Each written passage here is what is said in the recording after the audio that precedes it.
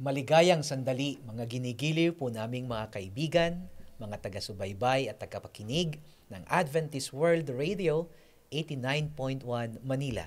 Ganon din po sa mga sumusubaybay sa ating mga social media platforms kung saan kayo po ay nakikinig sa amin ngayon. Kami po ay natutuwa na ipagbubunyi nating magkakasama ang atin pong anibersaryo ng Adventist World Radio Manila. Ang unang taon ng paglilingkod ay bibigyan po natin ng masayang pagbubunyi at selebrasyon sa pamamagitan po ng isang buwan at kalahating pag-aaral ng mga salita ng Diyos sa araw-araw. Kaya kami po ay natutuwa mga kapatid na makakasama po namin kayo sa loob ng mga panahong yan. At tayo po ay makakadamdam ng napakasayang paglalakbay kasama si Kristo sa mga panahong tayo po ay mag-aaral. Ako po ang inyong lingkod na makakasama ninyo, Pastor Rosler Zamora, at kasama ko po ngayon ang Associate Director ng Adventist World Radio Center for Digital Evangelism, Pastor Jeter Canoy. Pastor? Maraming salamat, Pastor Rose, sa magandang pagbati sa ating mga kapatid, tagapakinig, saan man kayo ngayon. Itong araw na ito ay pag-aaralan natin yung tinatawag na pag-ibig ng Diyos. Yan. So, Pastor Rose, what do you think when we talk about love? Yan. Napakaganda, Pastor Jeter, na sa pagpapasimula ng paglalakbay natin sa loob ng isa't kalahating buwan, ay sisimulan natin ang pag-aaral sa pamamagitan ng pag-ibig. Sabi nga nila, Pastor Jeter, love makes the world go round. Wow, di ba? ganda. Yung Praise pag-ibig daw po yung nagpapaikot ng ating mundo. Na ano pa, kahit lanto tayo kanat pagod na pagod, pag nakita mo yung mga taong kaibig-ibig, ika'y sumisigla, nagkakaroon ng energy upang magpatuloy sa hiram na buhay. Wow, Kaya napakaganda. Kaya nga po mga kapatid, sa pag-aaral po natin ngayon ay tutulungan po tayo ng pag-aaral na ito na lalong ma-in love sa ating Panginoon. Amen. Ma-in love sa mga mahal natin sa buhay. Wow. Ma-in love sa ating mga trabaho. Ma-in love, of course, sa pag-aalaga ng ating sarili. So ito po mga kapatid, ito po yung mga uri. Ano mga kapatid ng ating mga pag-aaralan tungkol sa pag-ibig na iyan upang patuloy po tayong maging maligaya. Samantalang tayo'y nandito sa mundong walang pag-asa. Alam natin ang mundong ito, walang kapag-apag-asa. Pero kung may pag-ibig mula kay Kristo, para bang nagkakaroon tayo ng lakas upang patuloy na makipagpunyagi sa hiram na buhay. Wow, napakaganda po, Pastor Rose. Yun pala yung apat na uri ng pag-ibig na sinasabi mo. Ay gaano mo ito ka-alam itong apat na uri ng pag-ibig? Tingnan mo natin So mga kapatid So sa pag-aaral po natin ngayon sa pagpapasimula, pag-aaralan po natin yung pag-ibig ng Diyos. Okay, mahalaga yan kasi magpapatuloy lang tayong mag-aral kung malaman natin gaano katindi ang pag-ibig, gaano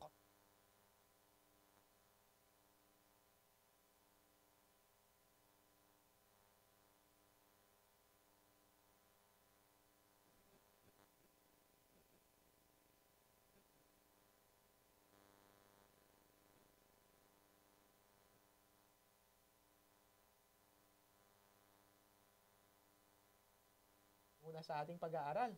Pastor Jeter, maaari bang pangunahan mo sa panalangin ng ating pag-aaral? Okay, tayo po ay manalangin mga kapatid.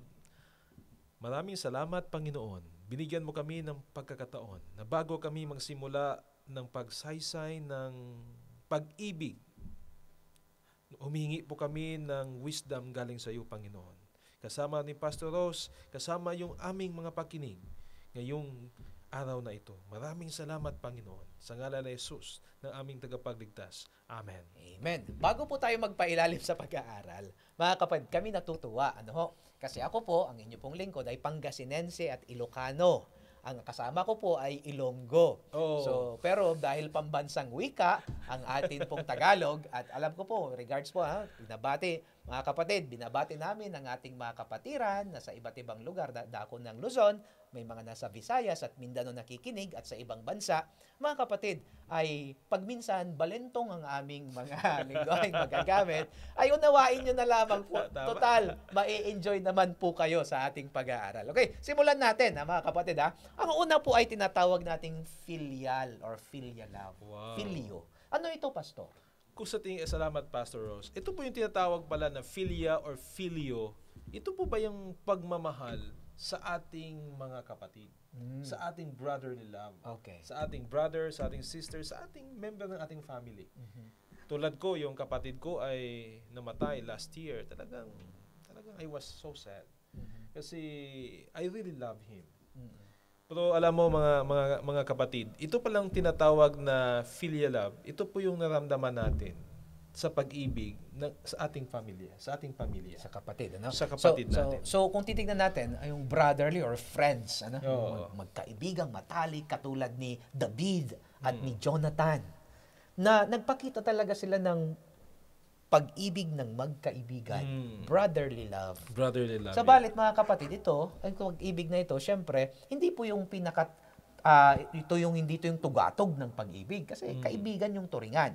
Meron pa pong isang uri ng pag-ibig, yung tinatawag nating eros, Pastor, or erotic love. Erotic love. Na, maaari mo ba itong discussion, Pastor, kung ano po ito? Ito po yung erotic love, mga kapatid, or eros love. Ito po yung sinasabi, Pastor, na mag-aasawa ka. Yung pagmamahal mo sa opposite sex. Tulad pagmamahal mo sa iyong girlfriend, pagmamahal mo sa iyong asawa mo, ito pala yung gift ng Panginoon. Okay. Na ibinigay niya sa atin. So, ibinigay ito, unang nakaramdam nito si Adan at si Eva, Tama, no? tama. Kaya ito'y dalisay na pag-ibig, mga Tama. kapatid. Ano po, ito po yung dalisay na pag-ibig ng lalaki sa babae. Hindi po ito yung lalaki sa lalaki, wala tayong ganun. Brotherly love lang yon, pero wala pong tinatawag nating romantic feelings dapat. Tama. Kasi ang erotic love ay romantic love po ito sa pamamagitan ng magkaibang gender, magkaibang kasarian na nagmahalan. So, ito po yung sinasabi ni Balagtas. Sabi niya ang pag-ibig pag nasok ni numan. Hahamakin ng lahat, masunod ka lamang. Di ba? Yan po yung mga in love na pag-ibig. Wow. Meron po kaming kasabihan diyan sa Pangasinan. Say aro, sabi niya, inararo ta ka, anak sang nansay to ka. Yan. Mas maasim pa sa sukang paumbong. Ang tawag na sa ang aking pag-ibig. So mga kaibigan at mga kapatid, yung love na ito po yung butterflies in the stomach. Sabi ang ganda. Ito po yung love na pag nakita mo ay di ka makanta ng di na makatulog, di na makakain. Pastor Jeter, ito po yung pag-ibig na normal na nararamdaman ng mga magkasintahan, mag-asawa, yung mga crush na iyan.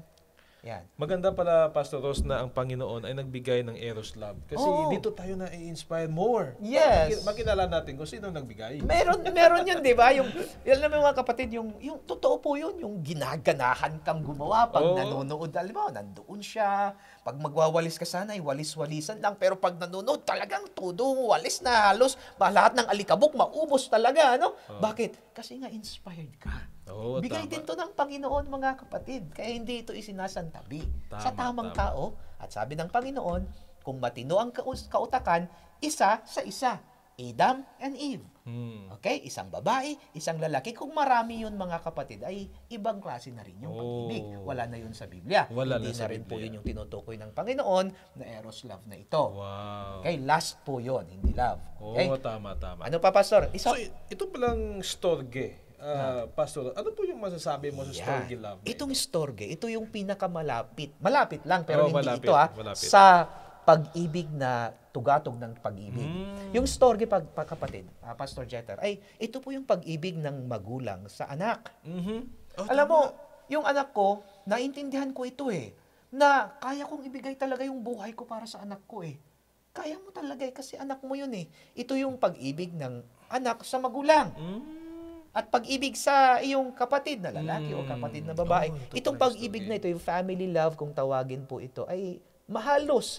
Ito po yung lumalapit doon sa pag-ibig na gusto nating pag-usapan ngayon. Malayo pa naman siya, pero at least may pagkakatulad. Alam mo, kapatid, Pastor Jeter, kaya ang tao ay binigyan ng Panginoon ng pamilya, magkaroon ng anak, para at least magkaroon tayo ng foretaste kung ano ba yung pag-ibig niya sa atin. Para maipakilala sa universo, kaya tayo nagkakaroon ng pamilya, kaya nagkaroon ako ng 2 anak, misis ko, kasi gusto ng Panginoon ipalasap sa atin kung ano yung ibig niyang sabihin nung sabihin niyang mahal niya tayo. Wow. Pero, hindi pa po ito yun, mas matindi pa ito, at ito yung tinatawag natin, Pastor Jeter, na agape love. Wow, Pastor dito na Jeter, tayo ngayon. please, discuss to us, ano ba itong agape love? Pastor Ross, ito po yung sinasabi mo kanina na yung Philia Eros Astorgi, ito po yung nagdidiin sa agape love. Kung sino yung agape. So yung tinatawag na agape love pala mga kapatid, mga kaibigan, giliw na nakapakinig, ito po yung pag-ibig ng Diyos na ibinigay sa tao. Yun. Napakaganda. Pag-ibig ng Diyos na ibinibigay sa sangkatauhan sa tao. Wow, yun po pala yung Pagkatindi, ano? So ito yung agape love. Ito po yung pag-ibig na walang kapantay. Ang ganda. Walang kapantay. Basahin nga natin, Pastor. Ano po ang sinasabi dito sa unang Juan 4, versikulo 8? Basahin po natin mga kapatid. Sabi niya dito, ang hindi umiibig ay hindi nakakilala sa Diyos. Sapagkat ang Diyos ay pag-ibig. Yan. Wow, On the very start, mga kapatid, on the very outset of our study, mga kaibigan, yung agape love, ito'y pinapakilala na ang Panginoon ang siyang, pinagmulan nito at siya mismo ito. Tama. Do you get the point, mga kapatid? Yeah. Ang sabi dito ay, si Jesus mismo ay pag-ibig. Nan. Kung meron mang pag-ibig, iyon ay dahil may Diyos. Tama. At ang Diyos ang siyang definasyon ng pag-ibig. Ang lahat ng kanyang ginagawa ay pinapalakas ng kanyang pag-ibig. Hindi ito yung kung ano lang ginawa kundi siya ito Pastor Jeter, sana tama. maunawaan po natin ito ng mas matibay, mga kapatid. Ganito po, ang Diyos mismo, hindi siya umiibig, kundi siya mismo na yun. Siya mismo ang pag-ibig. Kaya kung gusto mong malanasan yung kanyang pag-ibig, siya na mismo kunin mo siya sa buhay mo, that you may know what is love. Alright? And you will experience what is love. Ang kanyang mga aksyon, yung kanyang awa, pati na rin yung kanyang paghusga. Didiscusin po natin yan maya-ma lamang. Ay pagpapahayag niya ng kanyang pag-ibig because He is love. Wow, ang ganda, Pastor Ross. Kung titingnan natin sa malinaw na explanation, mga kapatid, sa sinabi ni Pastor Ross, ang Panginoon pala yung pag-ibig. At kung atin titingnan, ito po yung salitang Grego na agape. Ito ang pinakamataas na anyo ng pag-ibig. Na walang inintindi o sakripisyo at walang kondisyon.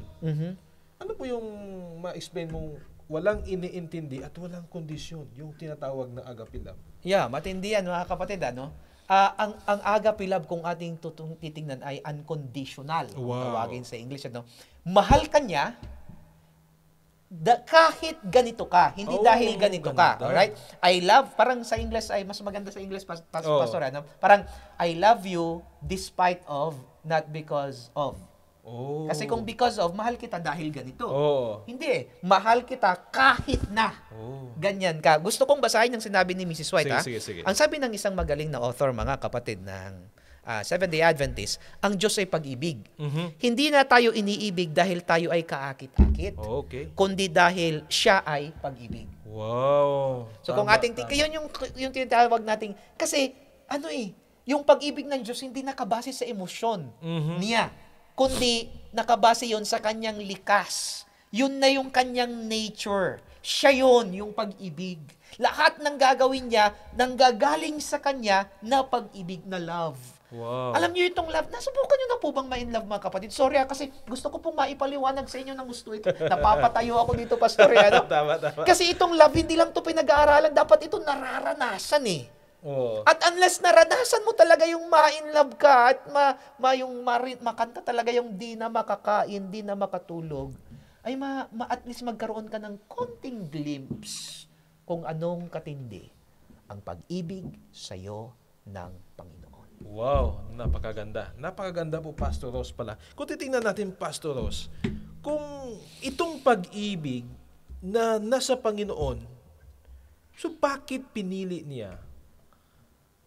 ng Diyos na mahalin tayo? Bakit tayo pinili ng Diyos na mahalin tayo? So, may kaibig-ibig ba sa atin para piliin tayong mahalin ng Diyos? Oo. Di ba? Yun ang tanong ko. At matindi, mga kapatid kasi yung pag-ibig ng Diyos kakaiba. Tingnan mo paano ba tayo inibig ng Diyos? Sabi niya dito sa Roma 5:8.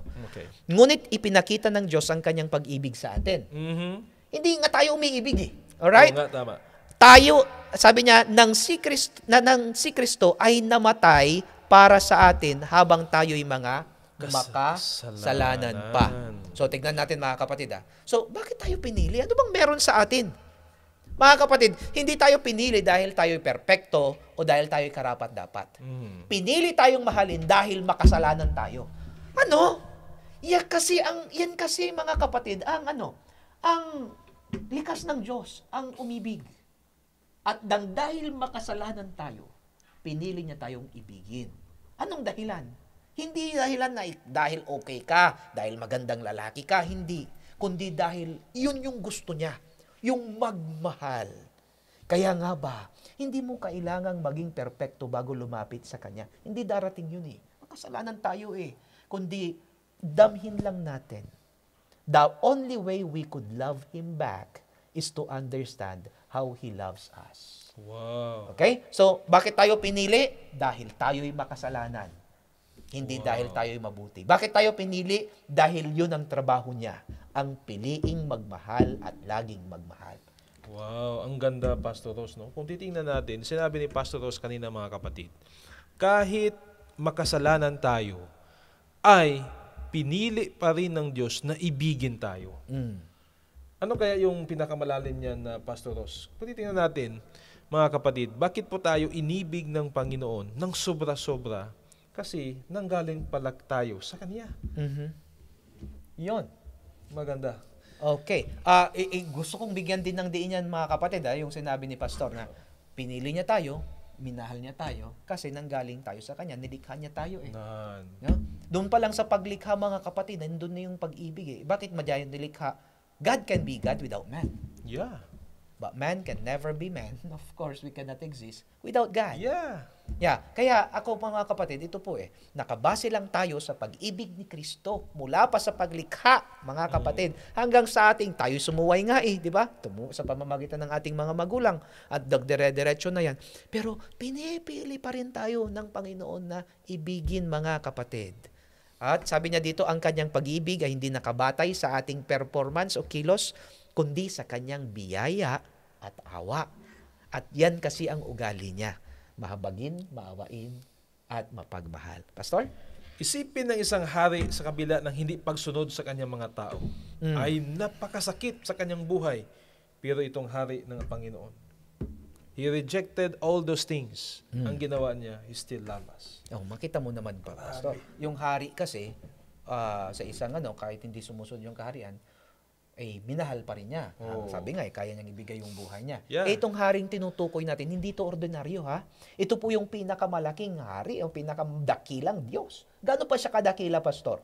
Ginawa niyang sansinukob. Gaano ba kalaki ang sansinukob na ito? Napakalaki po nitong sansinukob na ito, Tignan po natin. Sa Earth po, nasa kalob tayo sa solar system, Pastor, aside from the sun, ang pinakamalapit na star sa atin, yung tinatawag nating Alpha Centauri. Ilang light years, kung tayo'y tatakbo o magbabiyahe speed of the light, ilang light years yung ating tatakbuhin para, wala pang naimbentong ganun, Pastor, na sasakyan, wala pa. para makarating doon. Parang more than 200 years, Pastor, yung nung aking binabasa. So, paano yun? Di kailangan mag-asawa ka na doon, magkaroon ka ng anak, at yung kaapu-apuhan mo, sila lang yung makakarating doon. Yun ang pinakamalapit sa Earth. Tingnan mo kung gaano karami ang between sa Earth, sa Billions. galaxy. Billions. Ano po? Sa galaxy natin. Ilang billions din ang galaxy. Na 3 pa lang ang napapangalanan ng science ngayon, di ba? Yung Milky Way, yung Magellantic at yung Andromeda. Nakita mo, mga kapatid, kung ikukumpara nga daw sa isang drum na tubig, wala pang isang patak yung Earth. Sa loob ng isang bahay, parang daw tayong alikabok ikumpara sa sansinukob. God is so big. Subalit, nang dahil sa kanyang pag-ibig, binigyan kanya ng halaga na anupat pumunta siya sa lupang ito, nagkatawang tao, namatay para sa iyo at para sa akin. Wow. Pastor? Gusto ko po basahin mo na Pastor Ross, yung sabi ng isang writer dito. Sabi niya, hindi kadakilaan ang gawa ng pagpahalaga dito, kundi ang pag-ibig na nag-udyok dito. Grabe ang sabi ng isang writer dito, Pastor Ross. Ay talagang mga kapatid ay not because of what we have done, it is because how God extended His greatest love para sa atin, mga kapatid. Parang, ano yan, Pastor, parang pag-ibig ng mga magulang sana. Kaya sinasabi natin kanina, makikita natin yung description Oo. Kahit gaano pa kaloko ang isang anak, yung pag-ibig ng magulang ay hindi hindi natatapos. Yung matinong magulang, Tama. talagang hindi matatapos ang pag-ibig niya sa kanyang anak. So kapatid, ganun din ang pag-ibig ng Diyos sa atin. Oo. No matter what you do, you can, wala kang pwedeng gawin na mawawala ang pag-ibig ni ng Diyos sa iyo. Hindi na ito mawala. Wala talaga. Ang pag-ibig, kahit sa kamatayan, sabi niya, who can separate us from the love of God? Yes. Even death, it cannot separate us from the love of God. So, Pastor Ross, itong pag-ibig na ating dinidiscuss ngayon, paano ito naka-apekto sa kaligtasan ng isang tao? Nakaka-apekto kasi ito yung nagliligtas sa atin. Amen! Ito yung magliligtas sa atin, mga kapatid. Basahin natin sa Juan 3:16. Basahin natin, mga kapatid. Sabi niya dito, sapagkat gayon na lamang ang pag-ibig ng Diyos sa sanlibutan. Kaya't ibinigay niya ang kanyang bugtong na anak upang ang sinumang sumampalataya sa kanya ay huwag mapahamak, kundi magkaroon ng buhay na walang hanggan. Kung sa Bisaya pa, Pastor Ross, hinigugma ko ikaw. Bisag unsa ka. Yun. Hindi ko naintindihan yun. Sa Tagalog yun, mahal kita kahit sino ka. Alright. Kanta pala yun. Mahal kita maging. Diba? Sino ka man. Ayun! So, mahal pala tayo ng Panginoon, mga kapatid. Maging sino man tayo. Kaya, tingnan niyo, mga kapatid, kung ating susuriin nga itong John 3:16 na ito, Okay. ang ganda. Ulit, isa-isahin natin, Pastor. Sige po. This is the greatest for me, the greatest verse in the Bible. This is full with greatness. Diba? Sabi niya, sapagkat gayon na lamang ang pag-ibig, the greatest love Wow. ng Diyos, capital D, the greatest person. Wow. Siya yung pinakadakilang Greatest persona. love, the greatest God. Sa sanlibutan. Ano itong sanlibutan na ito? The greatest sinner. Wow. Kaya't ibinigay niya yung pagbibigay, the greatest act. The greatest gift. Oh, the greatest gift, the greatest act, yung pinakadakilang kilos. Tama. Alam mo, mga kapatid, the word love comes from the Hebrew word ahav. Oh, grabe ang Nang tindi. ibig sabihin niya ay, ahava, nang ibig sabihin, to give. Wow. Amen. Yan pala ang Napakaganda ibig po. sabihin ng pag-ibig, mga kapatid, magbigay. Yan ay nakapaloob sa likas ng Diyos na tagapagbigay. Pag ikaw pala, Pastor Ross, nagbigay, sinusunod mo talaga yung Panginoon kasi ang Panginoon nagbigay. Nagbigay talaga. Ang Diyos nagbigay. Ay, grabe. And ang that's tindi. the language of love. Wow. To give. Wow. Kaya nga, you can give without loving. Oo. Pwede kang magbigay ng hindi nagmamahal, Oo. but you can never love Without giving. without giving. Wow. Meron Tindi. ka talagang Praise the Lord. ibibigay Ang Oras, magbigay ng ipon, magbibigay ka talaga pag ikaw. Kaya kayo, mga kabataan, kung may mananliligaw sa inyo, I love you. Hanggat walang binibigay, hindi pa yan totoo. Tama. Di ba? Dapat may ibigay yung I love you. Because love is an action Oo nga. word. Naalala ko, Pastor Ross, nung nangliligaw ako, parang nakagastos ako ng 10,000 Oo, matindi ka. bago ako sinagot. Mga kapatid, kaya ako, Pastor, proud ako ditong sabihin sa iyo at sa mga tagapakinig. Yamang introduction pa lang ito ng pag-aaral, mga kapatid. At least nakilala nyo kami. Si Stephanie, yung aking may bahay. Sana, may pakilala ko rin minsan. May invite natin dito. Siya lang talaga yung naligawan ko at naging sweetheart ko sa buong buhay ko, partner. Wow. Oo. 2 years na kitang, 2 years na kilala kita. First time to hear na. Yes, siya lang partner. pala. Oo. Grabe. Kasi ang prinsipyo ko, ganito, partner. Pag nanligaw ako kako, dapat mapangasawa ko kasi investment yon. Uy, susunduin mo. Pag tuwing February 14, may regalo ka. Tuwing banquet, dapat ililibre mo. Tuwing birthday niya, dapat reregaluhan mo. Tuwing birthday mo, dapat ililibre mo. Tapos hindi mo tapos nasayang yung maraming oras. Tapos hindi mo mapapangasawa. Ay, lugi ka, partner, di ba? Lugi pala ako. Ganon mag-isip ang tao, mga kapatid, ha? Di ba? Nalugi ka ng 10,000, Pastor. Okay, going back to our topic, mga kapatid. Okay, go ahead. So you see, kung saan-saan po tayo napupunta na po. Gusto lang po naming magpakilala sa inyo, mga kapatid. Kasi may isang buwan tayong magkakasama po rito. Okay. So mga kaibigan at mga kapatid, yung pag-ibig na iyan, kailanman ay hindi totoo hanggat wala pang binibigay. Tama. Yan ang binigay. Yan ang Praise pinakita the Lord. ng Panginoon. Kaya sabi niya, gayon na lamang kaya't ibinigay because love is giving. Alright? Sabi niya, binigay niya ang kanyang bugtong na anak. The greatest gift na banggit mo kanina. Sino ang pinakamatinding regalo? Si Kristo nung ibinigay sa mundo. Upang ang sinumang sumampalataya, the greatest response, when you believe on God and on His love, that's your greatest response. Ano po? Natutuwa ako pagka Ilonggo talaga yung kasama mo, yung wow pa lang niya, talaga okay na okay tayo mga kaibigan. No? Sa Kanya ay huwag mapahamak. The greatest rescue. Wow. Shall not perish, ang sabi niya sa Ingles, kundi magkaroon ng buhay na walang hanggan. The greatest reward. Wow, ang ganda. Ang ganda ng message, Pastor. So Nabibless ako talaga. dito sa John 3:16 pa lang, Pastor, makikita mo na talaga. Ay, tanong mo kanina, anong epekto ng pag-ibig ng Diyos sa kaligtasan natin? Ay, malaki. Ito yung nagliligtas sa atin. Amen. Yung pag-ibig niya. Napakaganda. Basahin ko po dito ang isang quotation po, Pastor Ro. Sabi dito, ang kaligtasan ay hindi gatimpala para sa mga matuwid, kundi ang regalo ng pag-ibig ng Diyos ay hindi karapat-dapat. Ano po yung thought mo dito, Pastor Ross, dito sa isang quotation na Napakaganda ng quotation na yan, ano? Regalo hindi iti sa matuwid kasi undeserving tayo eh. Wow, yun pala. Walang magyayabang. Tama. Kaya lang naman ako inibig ng Panginoon kasi kamukha ko sinong kamukha mo, partner? Mahirap na, no? Baka kasi naka-live tayo. Hindi. Wala kang contribution. Bakit kanya inibig? Kaya wala kang ipagyayabang talaga. Wala ka. Ang kaligtasan ay hindi ito gantimpala. Hindi po, mga kapatid, sa mga matuwid lang. Hindi. Ito ay regalo.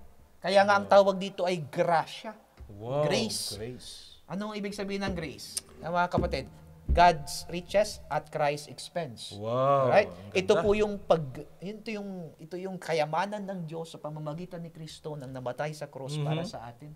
Mantakin mo yung hari ng mga hari. ang ganda Diniscuss natin kanina, maliit lang ang earth, pero namatay siya para sa atin. At ang sabi ng isang nabasa ko, partner, kahit ikaw na lang, kahit iisa na lang, kahit si Pastor Ross na lang, kahit si Pastor Nerio, Pastor Jeter na lang, ang makasalanan, pupunta pa rin dito yung hari ng mga hari na yan. Wow, praise the Lord. Para iligtas tayo.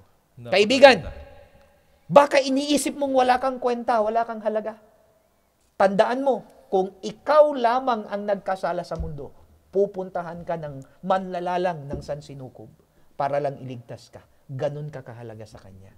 Kaya meron tayong halaga. Napakaganda po. Personally, mga kapatid, habang po ako ay nakikinig kay Pastor Rose sa kanyang explanation, ako po ay na-blessed. At saka naintindihan ko masyado ang pag-ibig pala, kahit hindi ka worthy, binibigyan ka pa rin. Kasi ang Panginoon ay ang pag-ibig. So mga kapatid, paano ito nagiging masailalim tayo ng pag-ibig ng Diyos sa ating buhay? Pastor Rose. Tama mo, mga kapatid, tingnan mo yung pananagalog talaga, masailalim. Ito po ay masasalamin. Ayan. So mga kaibigan, mga kapatid.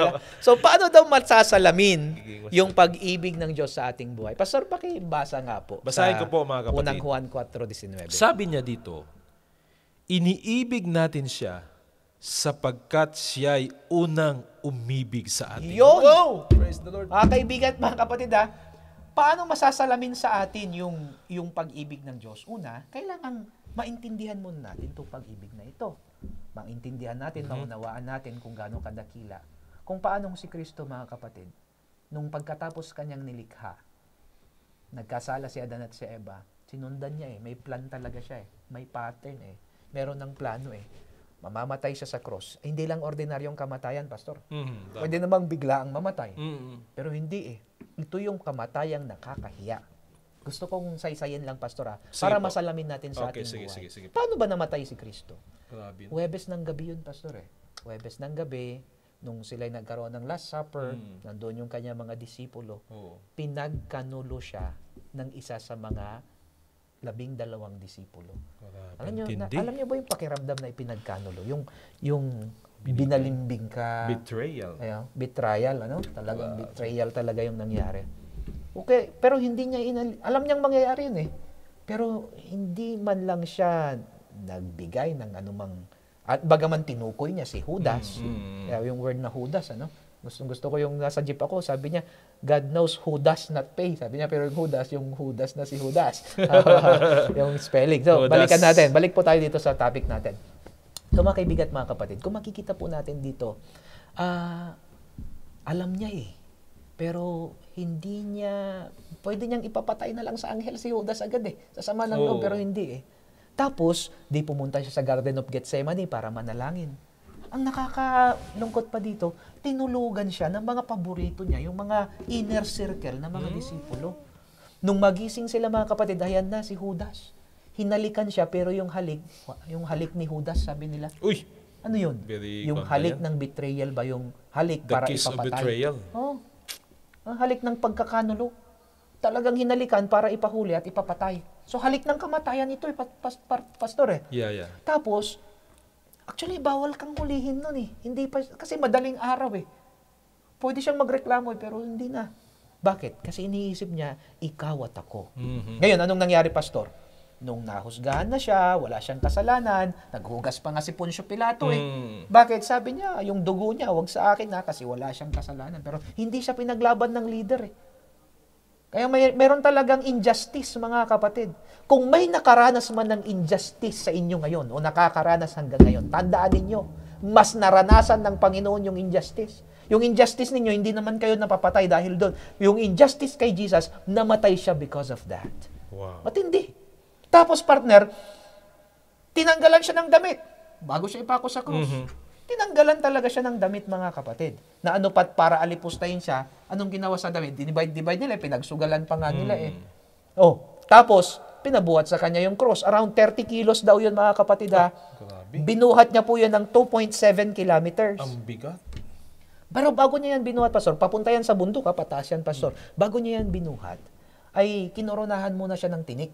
Ang tindi. Ito po'y shrub, sabi nila, galing sa Arabia. Around ano daw po ito eh? Around 2 to 3 inches long. Ay, grabe. Tapos nung nilagay sa ulo niya, kaya tingnan niyo mga kapatid, may dugo. Kasi hindi lang pinatong, pinagpapalo yun para bumaon. According to scholars nga according to some research, mga kapatid, more than 70 holes daw talaga yung kung bibilangin nila, more than 70 daw yung tinik na talagang tumusok sa loob, kaya matindi. Blood is gushing, ang sabi doon eh. Tapos, partner, naglakad na ang Panginoon, buhat niya itong cross na ito. Nung nanghihina siya, nanghingi siya ng tubig eh. Pero wala, ang binigay sa kanya, nung bago siya mamatay, tubig na may apdo. Tubig, suka. Alam mo, pag uhaw ka, inom ka ng suka, hindi pwede. Lalo ka mauhaw. Ito, may apdo. Mapait na mapait. Pero ang ibig sabihin niyan, iniinom niya yung pait na atin sanang daranasin. Wow, siya na lang ang grabe, tuminom. no? Grabing meaning pala. Matindi, partner. Ito, kung Tindi ating pala. titignan kung sabi nga ni Isaiah di ba may si Jesus, meron siyang balbas. He was beard plucked. Nasubukan mo na bang magbunot ng balbas? Masakit, no? Pero Oo, pag masakit. isa-isa lang, nakakakiliti, Oo, nga. Pero yun, pag marami ang binunot, partner, sobrang sakit talaga. Grabe, Sobrang ang sakit. tindi pala nangyari Tapos, kay Jesus. he was mocked. Ito yung masakit, partner. Inaalipusta siya, pinagtatawanan siya. The Yes, creator of the universe. And then when he said, I thirst, he was given this vinegar with bile. Nung sabihin niyang it is finished, tinusok siya sa tagiliran. Ang sakit. Nung may lumabas na tubig at dugo, ang sabi ay, patay na siya. Wow. Pero bakit tubig at dugo, partner, yung lumabas? Bakit kaya, partner? Alam mo, na ako dito ito yung part na talagang pag pinag-aralan natin, mga kapatid, yung mga nag-autopsy ngayon, yung mga scientists ngayon, ang sabi nila, pag ang tao daw namatay ng ordinary death, dapat dugo lang ang lalabas. Pero pag namatay daw siya ng heart attack or cardiac attack o sa puso, merong tinatawag na pericardial effusion. Uy! Tindi. Partner, ito yon. Ito yung puso, imamagnet niya yung mga tubig sa paligid. Magkakaroon ng fluid. Kaya nung tinusok si Jesus, nung may fluid at may blood, yun po ay sinasabi po yan ni Juan, ibig sabihin pala, namatay si Jesus Christ with a broken heart. Uy, very sad. Yeah. It's not just suffocation, but Jesus died with a broken heart. Broken heart po talaga siya. Intindi, mga kapatid. Kaya sabi pa niya, patawarin mo sila sapagkat hindi nila alam ang kanyang ginagawa. Kapatid, ito ang pag-ibig na iniaalay sa'yo ng Panginoon. Hindi ordinaryo. At alam mo, ito nakakalungkot pa ha. Nung si Jesus Christ ipako sa cross, doon sa mismo, alam mo, papasok mo doon sa gate ng Jerusalem, doon sa Israel, mga kapatid. Di pa ako nakapunta doon, pero sana bahalang araw, makapasyal tayo doon. Pero ayon sa pagpapaliwanag nila, may bundok doon. Via Dolorosa, may bundok doon, partner. At doon sa bundok na yun, doon nila inilalagay yung mga pinapako sa cross. Para makita ng lahat ng papasok sa Israel, yung nakakahiyang kriminal. Pero ang nakakahiya dito, mga kapatid, ay hubot-hubad. Tanggal talaga ang saplot. Pag ikaw ay pinako sa cross, tanggal lahat ng saplot. Kasi gusto nila ikaw ipahiya. Pero ang Panginoon, mga kapatid, hindi niya alintana ang lahat ng iyan. Kasi gusto niya na ikaw at ako ay maligtas at magkaroon ng buhay na walang hanggan. Pastor Jeter? Tama. Napakaganda po, Pastor Ross. Habang ako'y nakikinig, para akong I am emotionally drawn to that situation. And I can feel that I'm not worthy to that kind of love. Kasi makasalanan ako, makasalanan yung mga tao. But still, ang pagmamahal ay napakatindi.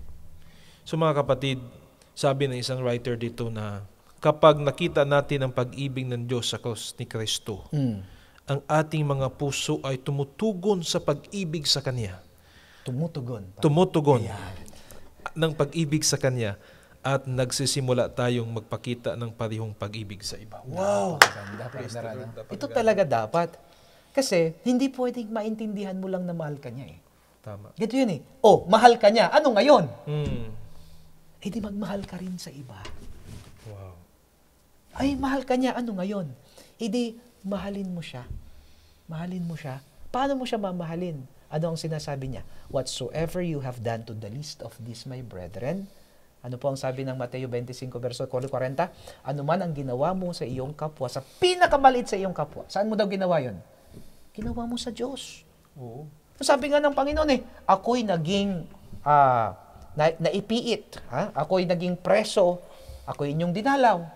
Ako'y may sakit. Ako'y inyong ginamot. Ako'y nagutom. Ako'y pinakain. Ako'y hubad. Ako'y dinamtan. Sabi niya ng mga disipulo, paano ka? Hindi ka naman dumala. Sa pamamagitan ng mga tao na pumunta sa inyong tinulungan, pinakita niyo yung pag-ibig dahil una niyong naranasan. Pag naranasan mo yung pag-ibig ni Kristo, it should what? You should transpire also that love. Mag-reflect dapat sa iba eh. Mag-bounce sa iba. Yan po ang nais ng Panginoon. Wow. Yan po ang nais natin sa ating isang buwan at kalahating pag-aaral, mga kapatid. Very wonderful. Gusto natin, mga kaibigan at mga kapatid, na sa ating pag-aaral, makilala natin yung pag-ibig ni Jesus. At pagkatapos nating manamnam, ay ma-share natin sa Wow, napakaganda po mga kapatid. Beloved friends and family, mga kaibigan, mga kapatid, ito po yung lalim ng pag-ibig ng Diyos para sa atin. Ito po yung i-discuss ni Pastor Rosler kanina. At Pastor Rosler, yung lalim ng pag-ibig na sinasabi ng ating mahal na Panginoon, ito po ba ay available sa atin ngayon? Or tatanggapin natin? Or kailangan pa ba natin ito na kukunin? Or nandyan na sa ating harapan ngayon? Ayan. Mga kapatid, nakahain ng pag-ibig na iyan praise Ang problema, hindi natin maintindihan Basahin nga natin, Pastor. Sige. Efeso 3, 17 hanggang 19. Pakibasa po. Upang si Kristo ay manahan sa inyong mga puso sa pamamagitan ng pananampalataya. So, Pastor sa pamamagitan ng pananampalataya, ito'y nananahan sa atin. Yan pala. Alright. Ano pa? Ituloy mo, Pastor. Upang kayo na matibay na nakatanim at nakatayo sa pag-ibig, ay makapagkamit ng kakayahan, pati ng lahat ng mga banal, upang malaman kung ano ang lawak. Okay, isa-isahin natin Wow, ganda. So, pamamagitan ng pananampalataya kay Kristo, sa pamamagitan ng paano tayo tutubo sa pananampalataya. Bukas, pag-aaralan natin yung Word of God. Okay? Kaya sana po, subaybayan nyo ito, paano tayo tataas sa pananampalataya. Upang malaman natin, unang sabi niya yung lawak. May sukat pala ang pag-ibig eh. May lawak. Ano pa, Pastor, ang sinutukoy dyan? Haba. Ang haba. Ano pa? Taas. Taas. At lalim. Hindi ba ito yung dimension ng pinag-uusapan nito? Dimension, tama. Mga kapatid, susukatin natin ang dimensyon ng pag-ibig ng Panginoon sa ating pag-aaral dito, mga kapatid. Ano pa ang sabi? At upang malaman ang pag-ibig ni Kristo na higit pa sa kaalaman, upang mapuspos kayo ng lahat ng kabuuan ng Diyos. Wow! Kapatid, so gaano ba kalalim ang pag-ibig ng Diyos? Basahin ko itong quotation na ito. Sige po. Ang pag-ibig ng Diyos ay sobrang laki. Ang sabi niya, sobrang lalim, na wala ni isang wika ang makapaglalarawan nito. Paano ko ilalarawan sa inyo ito? Sorry mga kapatid, nasabi na nga eh. At wala ni isang puso ang kayang lubos na maunawaan. Tama. Hindi natin kailangang unawain. Ang kailangan natin sa pag-ibig ni Kristo ay maramdaman. Kailangan natin sa pag-ibig ni Kristo ay hindi mo kailangang unawain lahat.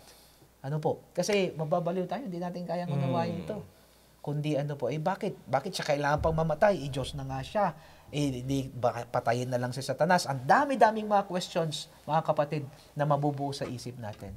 Pero ang sabi dito ng ating magaling na author, ang sabi niya, at wala ni isang puso ang kayang lubos. Yung lubos na pag-unawa, hindi kaya. Yung pang-unawa lang. Pero yung hindi yung lubos. Okay? So anong tinutukoy natin dito? Kailangan lang nating maramdaman. Maramdaman na mahal ka niya. Maniwala na mahal ka niya. Alam mo po, pag pinapaniwalaan mong mahal ka niya, eventually mararamdaman mo na mahal ka niya. Tama po mga kapatid. Naalala ko, Pastor Ros, noong unang panahon, nang kinasal kami ni Mrs. kasi malaki ako.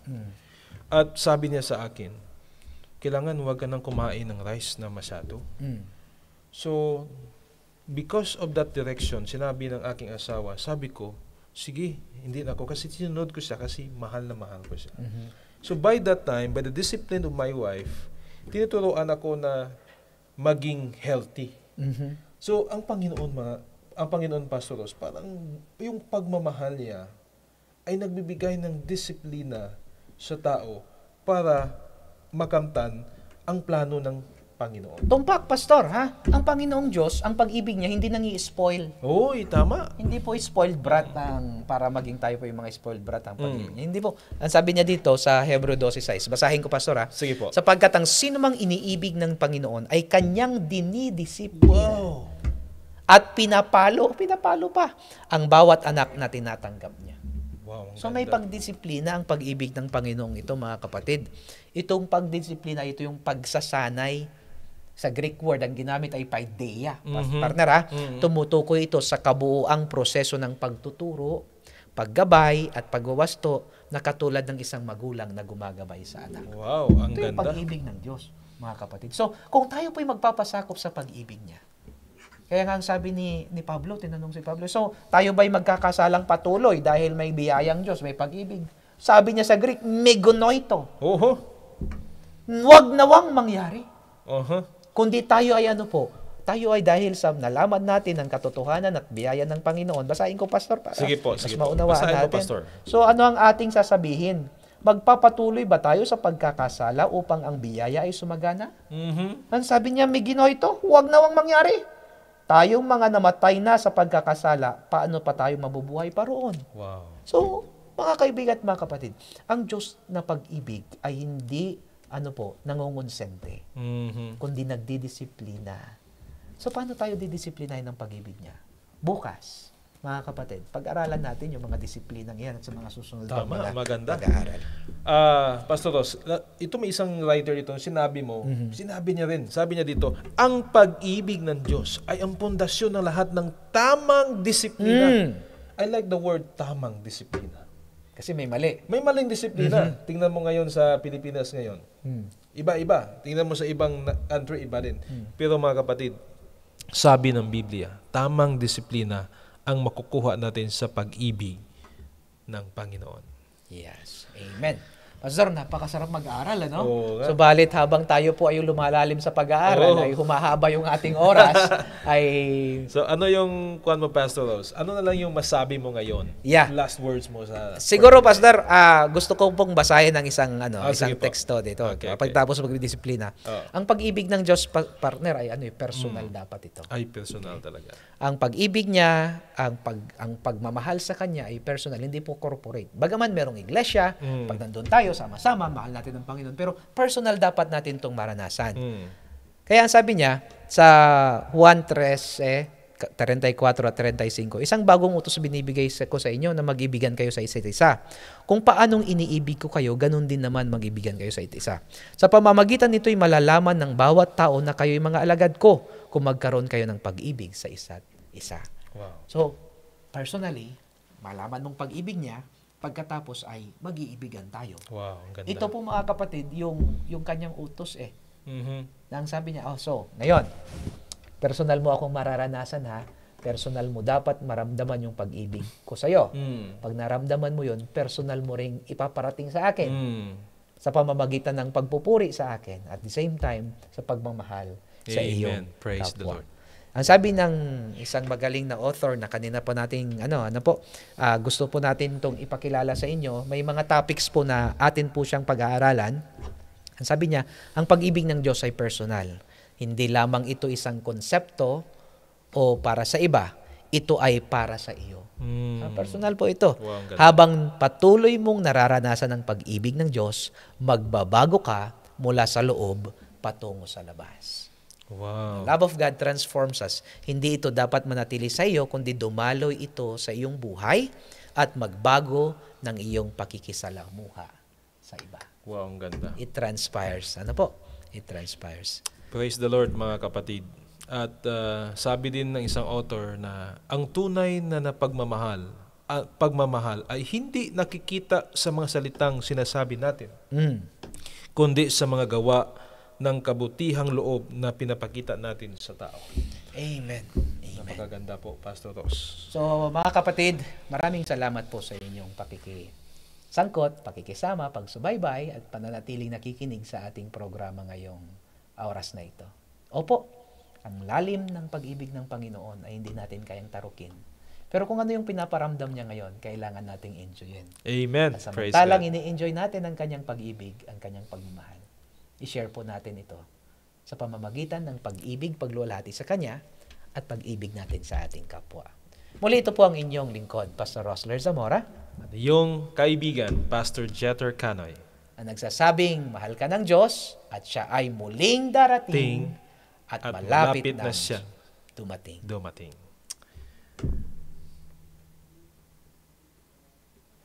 Amen.